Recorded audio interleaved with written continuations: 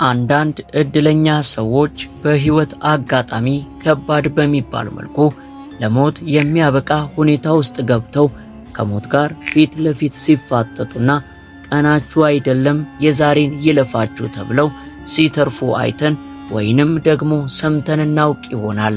ታዲያኔም ለዛሬ ድንቅ በሚል መልኩ የሞት ጫፍ ላይ ደርሰው በህይወት መትረፍ የቻሉ እድለኛ ሰዎች ላስተዋወቃችሁ ነውና አብራችሁን ቆዩ።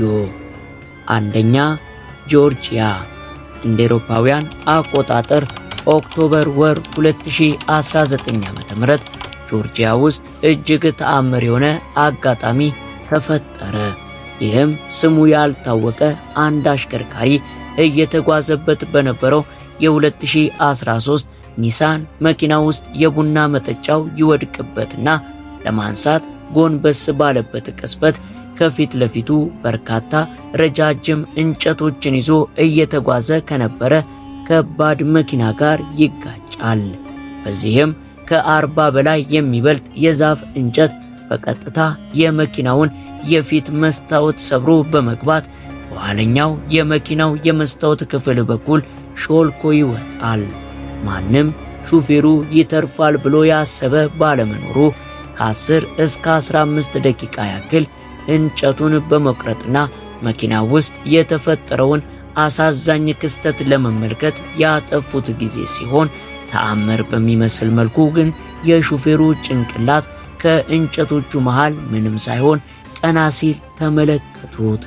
ያዩትን ባለማመንም ከመኪናው እንዲወጣ ካደረጉ በኋላ ምንም ጉዳት እንዳልደረሰበት ማረጋገጥ ቻሉ።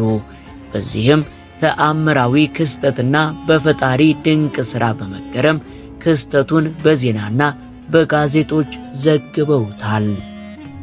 ሁለተኛ ሳምቦራ የ28 ዓመቱ ሳምቦራ እንደ አውሮፓውያን አቆጣጠር ኦገስት 2018 ዓ.ም ነበር ካምቦዲያ ጫካ ውስጥ ባለ አንድ ተራራ ላይ ያለምንም አይነት ምግብም ሆነ ውሃ በሁለት ትላልቅ አለቶች መካከል ተጣብቆ ለ4 ቀናት ያህል በህይወት መቆየት ችሏል። ወደ ተራራው የወጣው ይሸጠው ለነበረው ማዳበሪያ እንደ ግብዓት የሚጠቀምበትን የሌሊት ወፎች ጽዳጅ ለመሰብሰብ ሲሆን በአለቶች መካከል ወዳለ አጣብቅኝ ጉድጓድ ውስጥ ይወድቃል። በዚህም በህይወት ለመቆየት እጅግ አስቸጋሪና የማይታሰብ በሆነ አጣብቅኝ ውስጥ ለ4 ከባድ ቀናት ከቆየ በኋላ በሳምቦራ ከሄደበት አለመመለስ እጅግ የተጨነቀው ወንድሙ ስፍራው ድረስ በመሄድ ያለበትን ሁኔታ ይመለከታል።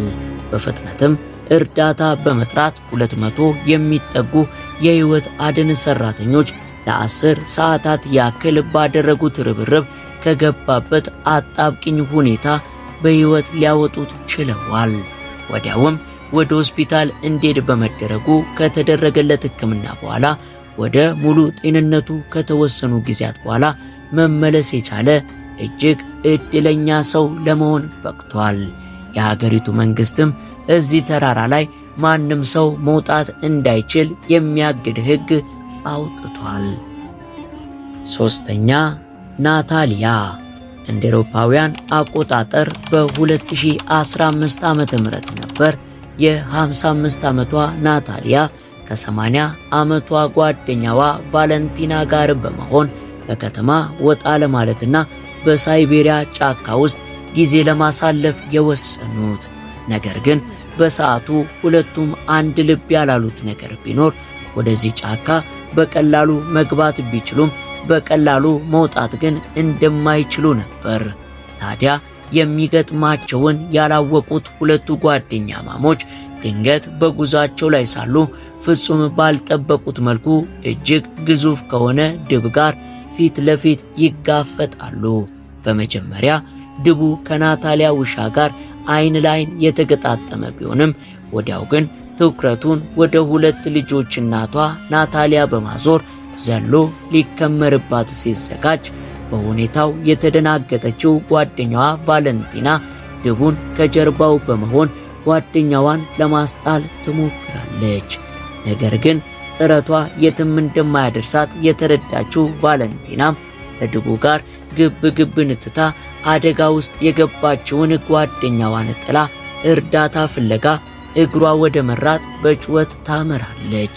በዚህ ጊዜ ታዲያ በሰዓቱ ሆዱ ሞልቶ የነበረው ድብ መሬት ላይ የጣላትን ናታሊያን እንደሞተች በማሰብ ለበኋላ ምግብ ትሆነው ዘንድ በተኛችበት እላዩዋ ላይ አፈር በማልበስ ከቦታው ዞር ይላል። ከጥቂት ቆይታ በኋላም ጓደኛዋ ቫለንቲና ሊረዷት የሚችሉ ሰዎችን ይዛ ቦታው ድረስ የመጣች ሲሆን ናታሊያን በድንጋጤ ራሷን ስታና ደክማ ከአፈር ውስጥ ያገኟታል። እነርሱም የለበሰችውን አፈርና ቅጠል በማንሳት ተአምር ሊባል በሚችል መልኩ በሕይወት መትረፍ ቻለች። ወዲያውም ወደ ሆስፒታል ተወስዳ ሕክምና ከተደረገላት በኋላ በሙሉ ጤንነቷ ወደ ቤቷ መመለስ ችላለች። አራተኛ ቪኒየስ ጌጅ እንደ አውሮፓውያን አቆጣጠር በ1848 ዓ.ም ወርሃ ሴፕቴምበር ነበር ዶክተሮችን እጅግ ያስደነገጠና ያስገረመ የፊኒየስ ጌጅ ኬዝ የተሰማው። የ25 ዓመቱ ፊኒየስ የባቡር ሐዲድ ሰራተኛ ሲሆን ካቬንዲሽ በተባለ ቦታ ላይ ይህንኑ ስራውን በመከወን ላይ ሳለ ነበር በቦታው ላይ ድንገተኛ ፍንዳታ ይፈጠራል። ታዲያ ይህን ጊዜ ነበር ጌጅ ከፊቱ ትይዩ ይዞት የነበረው ብረት በቀጥታ በግራ ጉንጩ በኩል በመግባትና ጭንቅላቱ በስቶ በማለፍ ተስፈንጥሮ ያልፋል። ታዲያ ወዲያውኑም የሥራ ባልደረቦቹ በአፋጣኝ አቅራቢያቸው ወዳለ ሆስፒታል ይዘውት የሄዱ ሲሆን እዛ እንደደረሰም ሐኪሞቹ ባዩት ነገር እጅግ ይደነቃሉ። ምክንያቱም ደግሞ ጌጅ በአደጋው የግራ አይኑን ከማጣቱ ውጪ ከሰዎች ጋር በሚገባ መነጋገርም ሆነ የተፈጠረበትን ነገር በሚገባ ማስታወስ መቻሉ ነበር። ጌጅም ከአንድ ወር የሆስፒታል ቆይታ በኋላም በሚገባ አገግሞ ወደ ቤቱ የተመለሰ ቢሆንም ብዙም ሳይቆይ ግን ከፍተኛ የባህሪ ለውጥ በማምጣት የጀመረ ሲሆን እንደ አውሮፓውያን አቆጣጠር በ2012 ዓ.ም በተደረገበት ጥናትም ጌጅ የሚታይበት የባህሪ ለውጥ የመነጨው በአደጋው ወቅት የአንጎሉ የማሰላሰያ ክፍል የሆነው ሴሬብራል ኮርቴክስ በመጎዳቱ ምክንያት እንደሆነ ሊደረስበት ችሏል። ጌጅ በኒውሮሳይንስ ዘርፍ ዘመናዊ ሽሬ ከሆኑና ከማይረሱ ታካሚዎች መካከል አንዱም እንደሆነ ተገልጿል። አምስተኛ ኬሲ ዋግነር። ይህ ሰው ደግሞ መብረቅ ሁለት ጊዜ አይመታም የሚለውን የሀገሬን ብሂል ውድቅ ያደረገ አስገራሚ ታሪክ ያለው ግለሰብ ሲሆን ኬሲ እንደ አውሮፓውያን አቆጣጠር በ2013 ዓ.ም ኦክቶበር ወር ላይ ነበር ከታደመበት አንድ ዝግጅት በመመለስ ላይ ሳለ ከፍተኛ የሆነ ዝናብ ይጥላል። በዚህ ቅጽበት ግን ዋግነር ራሱን ከዝናቡ ለማዳን በማሰብ ሕይወቱን ሳይቀር ዋጋ ሊያስከፍለው የሚችል አንድ መጥፎ ውሳኔ በመወሰን በአቅራቢያው ካለው ዛፍ ስር በመሄድ ይጠለላል። ነገር ግን ኃይለኛ መብረቅ የዛፉን ቅርንጫፍ ገንጥሎ ኬሲ ላይ ይጥለዋል። ቅርንጫፉም ክፉኛ ከጎዳው በኋላ ብዙም ሳይቆይ ዳግም ለሁለተኛ ጊዜ በድጋሚ ሌላ መብረቅ ይመታዋል። እንደ ዕድል ሆኖ ግን በአካባቢው እያለፈች የነበረች አንዲት ሴት ታየውና ተጨማሪ ሕክምና ቡድን እስከሚያገኝ ድረስ ሕይወቱን ለማቆየት ጥረት ማድረግ ጀመረች። በአስገራሚ መልኩም ወደ ሆስፒታል ተወስዶ ከአንድ ምሽት ቆይታ በኋላ ብቻ ወደ ቀድሞ ጤንነቱ መመለስ ችሏል። በአሜሪካ በተደረገ ጥናት ከ750,000 ሰዎች በመብረቅ የመመታት ዕድል ያለው አንድ ሰው ብቻ ሲሆን ምንም እንኳ ይህንን አንድ ሰው መሆን ዕድለቢስነት ሊመስል ቢችልም ኬሲ ዋግነር ግን በተለየ መልኩ ሁለት ጊዜ በመብረቅ ተመቶ እንኳ ለተአምር ሕይወቱ ሊተርፍ የቻለ ሰው መሆኑ ዕድለኛ ሰው ያደርገዋል። ስድስተኛ ክርስቲን ማኬንዚ። የፓራሹት ዝላይ ለብዙዎች እጅግ አስፈሪ ቢሆንም ለአንዳንዶች ግን እጅግ አስደሳችና አዝናኝ ነው። የ23 ዓመቷ ክርስቲን ማኬንዚም ከነዚህ ጥቂት ሰዎች መካከል ስትሆን እንደተለመደው እንደ አውሮፓውያን አቆጣጠር 2004 ዓ.ም ኦገስት ወር 112ኛዋን የፓራሹት ዝላዩን ለማድረግ ዝግጅቷን በማጠናቀቅ ከመሬት 11000 ጫማ ከፍታ ላይ ወደ መሬት ያለምንም ፍርሃት ተምዘግዝጋ ትወርዳለች። ታዲያ የቀበጡለት እንዲሉ ክርስቲና ቁልቁል በመውረድ ላይ ሳለች ፓራሹቱ አልዘረጋ ይላታል። የድንገተኛ ጊዜ የመጠባበቂያ ፓራሹቱም እንዲሁ በተመሳሳይ መልኩ አልዘረጋ ይላታል። ሆኖም ግን ይህች ትረፍ የተባለች ነፍስ ከ1 ደቂቃ ቁልቁል መምዘግዘግ በኋላ ከአንድ የኤሌክትሪክ ገመድ ላይ በማረፍ ወደ መሬት የወደቀች ሲሆን የኤሌክትሪክ ገመዱ ላይ ማረፏ ምናልባትም ሕይወቷን እንደታደገላት ይነገራል። ወይ ግሩም በሚያሰኝ መልኩ ሕይወቷ መትረፍ የቻለው ክርስቲናም ከሆስፒታል ቆይታዋ በኋላ ዳግም የፓራሹት ዝላይ ማድረጌ የማይቀር ነው ስትል ያልተጠበቀ ነገር ተናግራለች።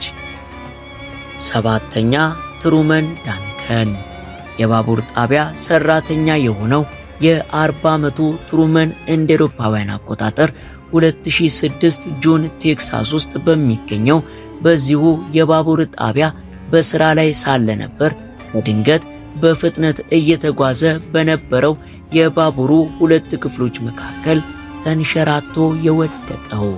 እንደምንም ብሎ በመካከላቸው የነበረውን ብረት ይዞ ለ20 ሰከንድ ያክል መቆየት ቢችልም በሰዓቱ ግን ሰውነቱ ግማሽ በግማሽ ተጣብቆና ብዙ ደምም እየፈሰሰው ነበር። በዚህም ስቃይ መሃል ሆኖ ተስፋ መቁረጥን ያልመረጠው ትሩመን ግን 911 በመደወል እርዳታ ከጠራ በኋላ የህይወት አድን ሰራተኞች ከ45 ደቂቃ በኋላ በቦታው በመድረስ ወደ ሕክምና ተወስዶ በ4 ወራት ውስጥ ብቻ በዛ ያሉ ሰርጀሪዎችን በማድረግ ሕይወቱን ማትረፍ ችለዋል። በዚህም ምክንያት ቀሪ ዘመኑን በዊልቸር ላይ ለመሆን የተገደደ ቢሆንም ትሩመን ግን አሁንም ድረስ በተአምር በተረፈበት ባቡር ጣቢያ ውስጥ ቢሮ ላይ እየሰራ ይገኛል። 8ኛ ሮን ሃንት የኮንስትራክሽን ሰራተኛ የሆነው ሮን ሃንት እንደ አውሮፓውያን አቆጣጠር በ2003 ዓ.ም ኦገስት 13 እንደተለመደው ስራውን በመከወን ላይ ሳለ ነበር በካሊፎርኒያ በሚገኘው የሥራ ቦታው ላይ ድንገተኛ አደጋ የደረሰበት። ይህም መሰላል ላይ ቆሞ በያዘው ድሪል ለመብሳት እየሞከረ ሳለ የቆመበት መሰላል ድንገት ይነቃነቅና ይወድቃል። ሮንም ይህንን ተከትሎ ወደ መሬት እየተምዘገዘገ ሲወድቅ ይዞት የነበረው ድሪል ቀድሞት መሬት ወድቆ ኖሮ ጭንቅላቱ ላይ ይህ ነው የማይባል አደጋ ያደርስበታል። ሆኖም ግን የጭንቅላት አጥንት ከመሰበር ውጪ ከፍተኛ ጉዳት ያልደረሰበት ሲሆን ሮን ከአንድ ወር ቆይታ በኋላ ያለምንም የአእምሮ እክል ወደ ነበረበት ሙሉ ጤንነት ተአምር ሊባል በሚችል መልኩ መመለስ ችሏል። 9ኛ አና ባገንሆልም የ29 ዓመቷ ስዊድናዊት የአጥንት ሰርጅን የሆነችው አና ባገንሆልም እንደ አውሮፓውያን አቆጣጠር በ1999 ዓ.ም ነበር ከጓደኞቿ ጋር በመሆን የበረዶ ላይ ጉዞ በማድረግ ላይ ሳለች በድንገት ተንሸራታ የወደቀችው።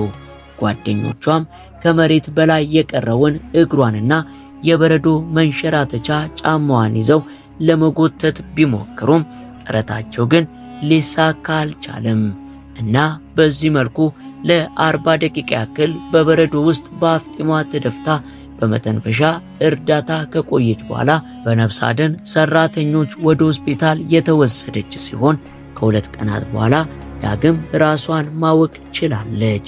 ከ1 ዓመት ቆይታ በኋላም በራሷ መንቀሳቀስና ወደ ቀድሞ ሙሉ ጤንነቷ መመለስ ችላለች።